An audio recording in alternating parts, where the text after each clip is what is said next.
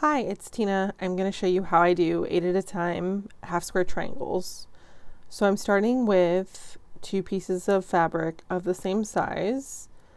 These are to make the medium half square triangles for our pattern, Split Personality.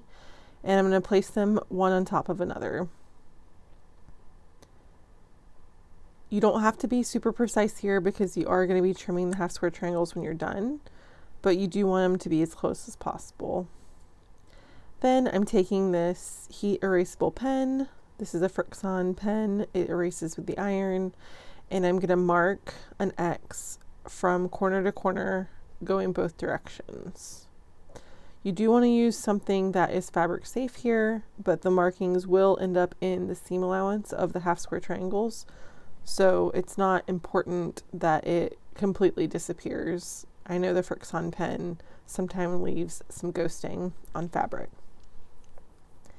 After I'm done marking it, because we're sewing on the bias of in both directions, I do pin, add a couple pins on each line just to keep it from stretching and to keep the fabrics together, although the tension of the fabric against each other does keep the squares together. I just like to do this for some extra security and to make sure that I'm not stretching the fabric.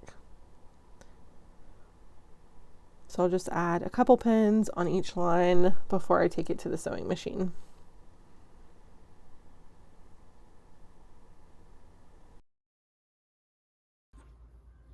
Then I am going to sew a 1/4 of an inch away from each side of the line, but first I'm using a leader ender to catch any of the fabric of the threads that could potentially create like a thread nest on the bottom. I am using the edge of my foot, that's a 1/4 of an inch, to guide along the line, stopping at the pins and taking them out. This machine does not like to run over pins, and I don't want to upset it. I do, instead of cutting the end of that thread, just lift up the foot, turn it around, and sew back in the other direction. I do this differently if I am chain piecing a bunch of these squares, but this is how I did it for one.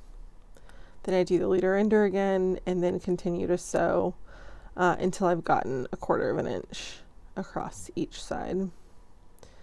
You do want to be careful, like I said, this is on the bias, so you want to be careful not to pull or push the fabric or stretch it while you're sewing. If you do notice that it has some rippling or it's not very flat after you've sewn it, you may want to give it a quick press before you do this next part with the trimming. So before I cut on the lines that we previously marked, I do like to cut in the cross direction, so up and down and then straight across horizontally.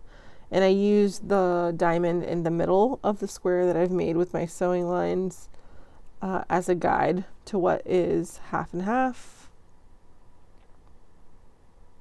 Then you've created 4 blocks that are essentially the same thing you would get doing the 2 at a time method. Normally I leave them together so I can cut this next part, but I wanted to pull them apart to show you. But now I'm going to cut them apart so you have 8 half square triangles that need to be pressed and trimmed.